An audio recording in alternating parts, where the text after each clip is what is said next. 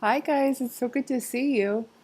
I hope that you all had a really happy Thanksgiving, and I'm glad to be getting back to Dr. Hart TV and further opening this conversation we've been having about substance use, addiction, and all the other things in between that numb out feelings, behaviors, and impact our actions. I just wanted to start by acknowledging that I know that there's been a lot of turnover in the house, and I know also that that could feel really demoralizing when it happens. Um, but in the vein of talking about this substance conversation, I would just like to share that for people who are new to any kind of recovery, trauma recovery, substance recovery, when you actually start to feel things, when you actually start to feel feelings and change behaviors and give up old habits, it feels really bad, like really, really, really bad at first. I know this is not like a what you'd put in a brochure for recovery or anything, but it's true. Um, Substances, love addiction, food addiction, shopping addiction, all of those numb everything. They numb happiness, they numb sadness, they numb pain, they numb success, and the stories that we tell about those things really give ourselves permission not to advance in any way, not to go further, not to recover. They serve as a very ready made excuse of like, if I'm not happy with where I am right now, I can say, well, I have these things in the way. That's it. If you knew how hard my life was, you'd understand what I was up to. And that's it. And it's kind of this permission slip not to live your biggest, fullest life. But when you take that away and you sit in reality and you say, I am recently out of a very unhealthy relationship. I don't have anywhere to go. I don't have any money. And now I don't have any of the things that used to take away the pain of all of that. You just have to sit in it at first. And that feels miserable. So when we actually start to feel our feelings, when we get into acceptance about reality, when we kind of sit in the discomfort of the thing that we've been numbing for a long time, a lot of us do want to cut and run, or we want to resort to or return to old behaviors to bring that numbing feeling back. So, in the spirit of that, the last time that we had this interaction, I was talking to you about what are the rewards of feeling feelings. But uh, that might have been my brochure to you about substance recovery and harm reduction and in general the benefits of participating in this kind of recovery program. But I might have skipped ahead a little bit. So I want to get back to basics a little bit today. And first, I want to say turnover is very normal. Turnover is often part of the recovery process, just like relapse is usually a part of a substance recovery process, and that this is not a reflection on you, the job that you're doing in the house, right? We're always going to talk about ways we can do things better in the house and invite new resources and have new conversations, and that's what we do. But this turnover thing is just a matter of fact with this population and in this climate that we're in. So that's the first thing. The second thing is that going from numbing to feeling often produces a result like that, resorting to an own behavior, getting really frightened, not being able to sit still, not feeling safe, even though you are sitting in a safe place. Now, let's rewind a little bit. So, basically, what I've told you so far is that substances are not the only addiction. Let's broaden our conversation to and but how do we do that, right? I've listed different examples of things that people use to numb feelings and out, but um, I'll share this. I've never made a change in my life without first taking some time to just watch the thing that I want to change. And I know I've spoken to you about a version of this before, but I'm going to invite you to take this kind of practice in your own life and in the lives of the residents. So, for example, um,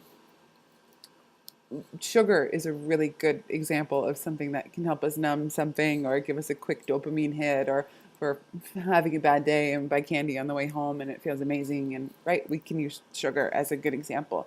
Now, say that my doctor said, "Hey, Dr. Hart, your sugar's really high. You got to slow down." And I am not in reality that every day after work I've been going to pick up sugar. I just know that I like it.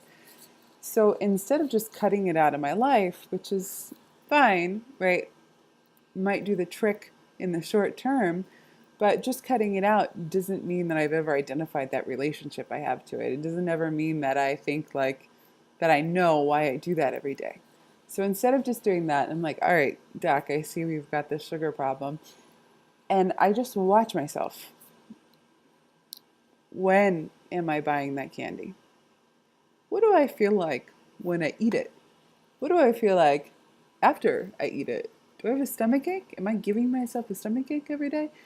Um, is this in line with other things that I'm eating during the day? Is it just after work, or am I craving sugar other times? What am I really up to when I'm going to the bodega every day? What am I really looking for? You know? And instead of rushing to just cut it out, I just watch it.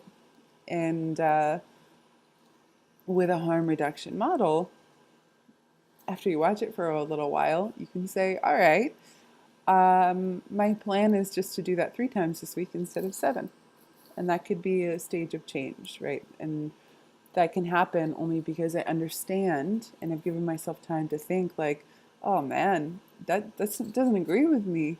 And I'm not hungry in the moments I buy that. I don't really even like what I'm buying that much. I just need a sugar fix. Um, Noticing behaviors is where change begins, in my opinion, and the way that's worked and been taught to me in my life. I think a lot of us, especially when we're talking about traditional substance use, a lot of us think that change happens like with trumpets on really big days, and all of a sudden you're sober and you've completed a treatment program and you've got 90 days and you've got coins and people are clapping and you made it. But it's not really like that. Taking away a substance only reveals what comes next, and it usually only reveals the trauma that was prompting you to turn to a substance. So, what if we could embrace change ourselves at that pace? What if we could embrace change as just the willingness to be conscious, the willingness to notice? I'm going to give you homework and I'm going to read here from this website for you. It's called Conscious Discipline, and it's about teaching young children, but I think it's very useful here. So according to this website, it takes 21 days to develop a new habit. So I want you to develop the habit of noticing your habits. Today is December 6th.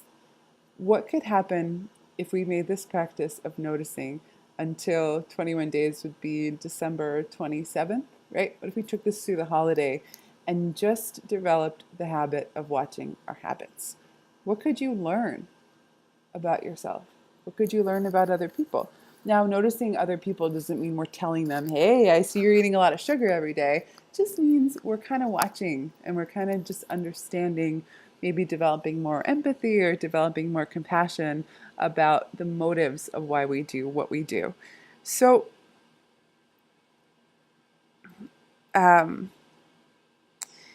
example that this great website gives about noticing is that you blank, so blank, that was helpful. For example, if you're looking at residents and you're noticing behaviors, you might say, you cleaned up everybody's dish so that the RAs felt really appreciated. That was really helpful. It's noticing, So what if you had the task of noticing your own habits, your own behaviors, and also of noticing the residents as well, And what if you did that 3 times a day? 3 times a day. Just take a look, an honest look. What are you up to? What is the resident up to? Can you make a sentence like that? Um, you, Dr. Hart, didn't buy any candy at the bodega today, and that was really helpful for your sugar levels. That's it. And that's the beauty of this kind of way of approaching change, is that it just starts with consciousness. In the house, an example might be somebody who was repeatedly breaking curfew came home like 2 minutes before, and you could say, again, not in a critical way, we're not trying to say like, hey, you curfew breaker. We're trying to say like, hey, thank you so much. I see that you noticed the time today. It's really helpful. Done. Right? And by doing that, I know that that sounds silly, right? But by doing that, you're also modeling that to the residents of like, what if change didn't need to feel so terrible? What if change didn't need to mean that you had to have it perfect all in one shot? What if change could just be about consciousness, just for right now? And listen, I know that that's not going to take you through the whole long recovery process. I know that a substance use addiction needs regular substance use counseling and also needs therapy for the trauma that was under all that substance and needs HIV medication in our house, right? Like it's part of a whole big puzzle. But change is really scary, especially for people who have addiction. We tend to really hate it. And maybe it doesn't have to be that way. But again, I don't think that, as staff at the salon, I don't think we could tell a resident, like, hey, baby, listen, all I want you to do is notice what you're up to, right? And find a way to name that. And we're not doing that with ourselves. We expect ourselves to leave an extra 15 minutes early every day, no matter what, or to never eat carbs again, or, whatever your thing is, right? I think we need to have that ourselves if we're expected to give it. So again, I want you to think about change as consciousness. I want you to think about change as noticing. See what you could notice about yourself. See what you could notice in the house. And that's the first step, probably, in getting to those rewards that we were talking about last week of living a really present, conscious life that doesn't require you to check out ever.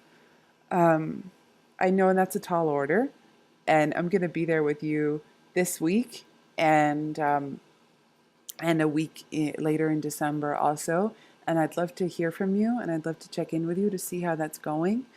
And just a final message of like, it doesn't mean you have to get it perfect, even that part, even the noticing part right away. But it could be very powerful when you do. Okay, thank you.